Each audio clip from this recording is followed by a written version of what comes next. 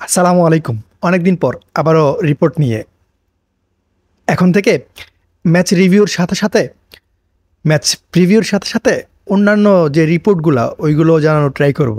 সাথে transfer report সব থেকে ইম্পর্ট্যান্ট যেটা ওইটা নিয়েও কথা বলবো। আজকে আমি তিনজন প্লেয়ারের ট্রান্সফার নিয়ে কথা বলবো: মাইকেল অলিসে, ইব্রাহিমা কোনাতে আর হুলিয়ান আলভারেজকে নিয়ে।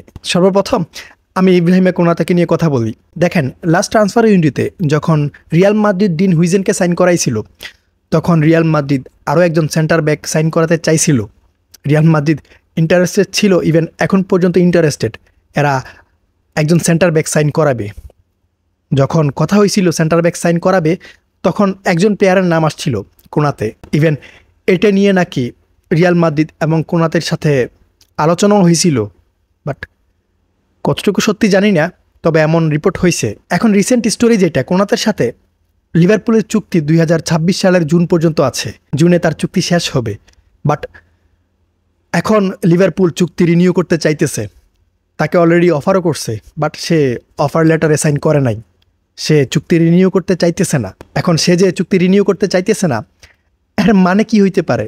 এর মানে আমার কাছে একটাই হইতেছে, সে রিয়াল মাদ্রিদে জয়েন করতে চাইতেছে, সে রিয়াল মাদ্রিদে জয়েন করতে ইন্টারেস্টেড।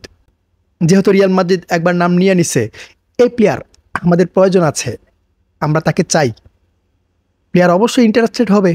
সেম কোনাতে এখানে ইন্টারেস্টেড, যার কারণে সে লিভারপুলের যে চুক্তি ওইটাতে সাইন করতেছে না। মানে সে 26-এ যখন ফ্রি এজেন্ট হবে, ফ্রি এজেন্ট হিসেবে রিয়াল মাদ্রিদে জয়েন করবে। ভাই, আর কত প্লেয়ার ফ্রি এজেন্ট হিসেবে আসবে? ফ্রিতে এত প্লেয়ার রিয়াল মাদ্রিদে আসতেছে, এরা কি মজা পায়? এখন আমরা যতটুকু শুনতেছি, রিয়াল মাদ্রিদ নাকি নিচে নিচে কোনাতের সাথে কথা বলে রাখছে, তাদের মধ্যে আলোচনা হয়েছে। যদি কোনাতে সাইন না করে, তাহলে হয়তো এটাই মেন কারণ, রিয়াল মাদ্রিদ কোনা থেকে আগামী সিজন ফ্রিতে নিয়ে আসবে। আর রিয়াল মাদ্রিদের ডিফেন্সিভ লাইন এই সিজন আপনারা কেমন দেখতেছেন?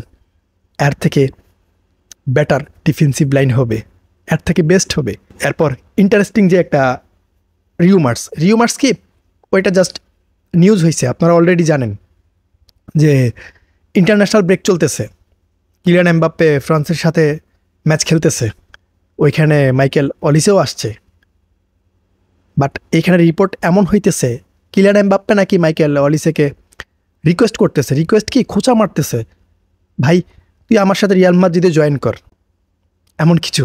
মানে কিলিয়ান এমবাপ্পে তাকে রাজি করানোর জন্য ট্রাই করতেছে, আমরা একসাথে রিয়াল মাদ্রিদে খেলবো। এখন আমার কি মনে হইতেছে জানেন, রিয়াল মাদ্রিদের মধ্যে এমন কোনো কথা হয়েছে, আর না হয় কিলিয়ান এমবাপ্পে এমনিতে যাইয়া কোনো প্লেয়ারের সাথে কথা বলবে না। কিলিয়ান এমবাপ্পে এজেন্ট হিসেবে কথা বলতেছে, অলিসেকে এগ্রি করানোর ট্রাই করতেছে, যার কারণে সে বারবার খোঁচা মারতেছে। তবে অফিসিয়ালি আমরা কিন্তু কিছুই জানি না, জাস্ট রিপোর্ট হইতেছে। হইতে পারে কিলিয়ান এমবাপ্পে মজা করে বলছে বা মজা করে বলতেছে। এখন আমি এইখানে পয়েন্টে আসি। পয়েন্ট হইতেছে, রিয়াল মাদ্রিদ যদি অলিসের প্রতি ইন্টারেস্টেড হয়, তাহলে কিন্তু এইখানে রিয়াল মাদ্রিদের লাভ আছে। লাভ কি? এমন একজন প্লেয়ার, এমন একজন right winger I think Real মাদ্রিদের প্রয়োজন আছে। এর সাথে জাভি আলোনসোর যে ট্যাকটিক্স, ওই ট্যাকটিক্সের সাথে মাইকেল অলিসে একদম খাপ খেয়ে যাবে। কিলিয়ান এমবাপ্পের সাথে তার একটা ভালো কম্বিনেশন হবে। আর জাভি আলোনসো চাইলে তাকে অ্যাটাকিং মিডফিল্ডার হিসেবেও খেলাইতে পারবে। সো আমার মনে হয় রিয়াল মাদ্রিদ ইন্টারেস্টেড হলে খারাপ হবে না, বাট এখানে প্রবলেম হয়ে যাবে। তার চুক্তি জানেন 2029 সাল পর্যন্ত বায়ার্ন মিউনিখের সাথে। এরপর সে যে টাইপের প্লেয়ার, যে কোয়ালিটির প্লেয়ার, বায়ার্ন মিউনিখ 150 মিলিয়নের নিচে কখনোই এগ্রি হবে না। আর এমন না যে চুক্তি শেষ হইতেছে, ভাই অনেক বছরের চুক্তি, এটা শেষ হইতে হইতে সে বুড়ো হয়ে যাবে। তবে কিলিয়ান এমবাপ্পে যেহেতু ট্রাই করতেছে বা তাকে রাজি করানোর চেষ্টা করতেছে, আই থিঙ্ক এখানে কিছু হবে বা হইতেছে। যেমনটা ট্রেন্টের সাথে হয়েছিল, জুড বেলিংহাম করছিল, তাকে খোঁচাইছে, রাজি করাইছে। সেম এইখানে কিলিয়ান এমবাপ্পে আর অলিসের মধ্যে হইতেছে। বাট এগুলা যে অথেন্টিক রিপোর্ট তাও না, কিছু মিডিয়া বা নিউজ পোর্টাল প্রকাশ করতেছে। এরপর আমি বার্সেলোনার ট্রান্সফার রিপোর্টে আসি।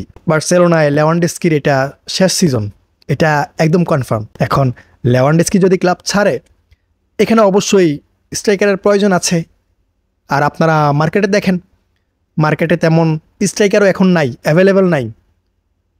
আগে ছিল, 1 সিজন আগে, 2 সিজন আগে ছিল, রাইট নাও নাই। ইভেন সামনের সিজনও থাকবে কি না সন্দেহ আছে। তবে একজন প্লেয়ার অ্যাভেলেবল হইতে পারে, ওইটা হুলিয়ান আলভারেজ। এখন যেহেতু লেভানডস্কিকে ছাড়ার কথা আসতেছে বা লেভানডস্কিকে সেল করার কথা আসতেছে, এর মধ্যেই কিন্তু কিছু রিপোর্ট হয়েছে। রিপোর্টে কি হয়েছে যে লেভানডস্কি যাওয়ার পর বার্সেলোনা হুলিয়ান আলভারেজকে সাইন করাবে। বাট এইখানে কিন্তু আছে, কিন্তু কি কিন্তু হইতেছে, বার্সেলোনা 100 মিলিয়নের উপর ইনভেস্ট করতে চাইতেছে না। আর অ্যাথলেটিকো মাদ্রিদকে 100 মিলিয়নের অফার করবে, এর বেশিতে এরা যাবে না। ভাই, হুলিয়ান আলভারেজকে অ্যাথলেটিকো মাদ্রিদ 100 মিলিয়ন ইউরোতে ছেড়ে দিবে?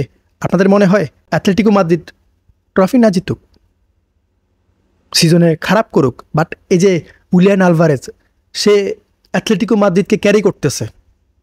এখন হুট করে বার্সেলোনা আসবে, 90 মিলিয়ন 80 মিলিয়ন অফার করবে, অ্যাথলেটিকো মাদ্রিদ কখনোই মানবে না। বাট এখানে এই চুক্তিটা আই থিঙ্ক হইতে পারে। হইতে পারে কেন আমি বলতেছি, 26-এ কিন্তু লাপোর্তার ইলেকশন। এখন ইলেকশনে জিততে হবে। জিততে হলে কি করতে হবে? একজন প্লেয়ার সাইন করাতে হবে, ক্লাবের সাপোর্ট নিতে হবে।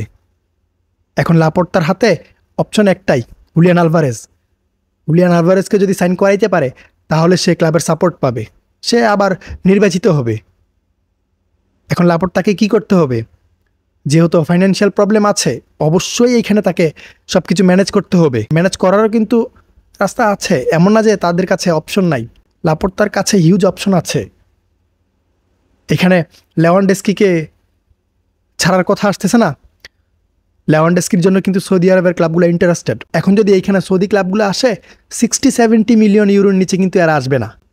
এরা এসে বলবে 60 মিলিয়ন ইউরো, 70 মিলিয়ন ইউরো, এই নাও লেভানডস্কিকে দিয়ে দাও। বার্সেলোনা কিন্তু ওই সুযোগ কাজে লাগাতে হবে। লাপোর্তাকে কী করতে হবে? সৌদি ক্লাবগুলোর সাথে যোগাযোগ রাখতে হবে, তাহলে এখানে ভালো একটা অ্যামাউন্ট আসবে। এরপর এখানে আরও 2-1 জন প্লেয়ার সেল করলে আই থিঙ্ক বার্সেলোনা ভালো একটা অ্যামাউন্ট অ্যারেঞ্জ করতে পারবে, আর তারা হুলিয়ান আলভারেজের জন্য যাইতে পারবে। আর এর মধ্যে আরও একটা কথা আছে, বার্সেলোনা যদি হুলিয়ান আলভারেজের জন্য অ্যাথলেটিকো মাদ্রিদের সাথে কথা বলে, আই থিঙ্ক অ্যাথলেটিকো মাদ্রিদ মানা করবে না। এরা হয়তো অ্যাগ্রিও হইতে পারে, জাস্ট একটু অ্যামাউন্ট বাড়াই দিলেই হবে। এখন বাকিটা লাপোর্তার হাতে, সে প্রেসিডেন্ট হিসেবে থাকতে চায় নাকি গুড বাই টাটা বলতে চায়। যদি থাকতে চায়, তাহলে আই থিঙ্ক সব থেকে বড় কি পয়েন্ট হুলিয়ান আলভারেজকে সাইন করানো। এটা করতে পারলে আই থিঙ্ক লাপোর্তা ক্লাবের সাপোর্ট অনেক ভালো পাবে।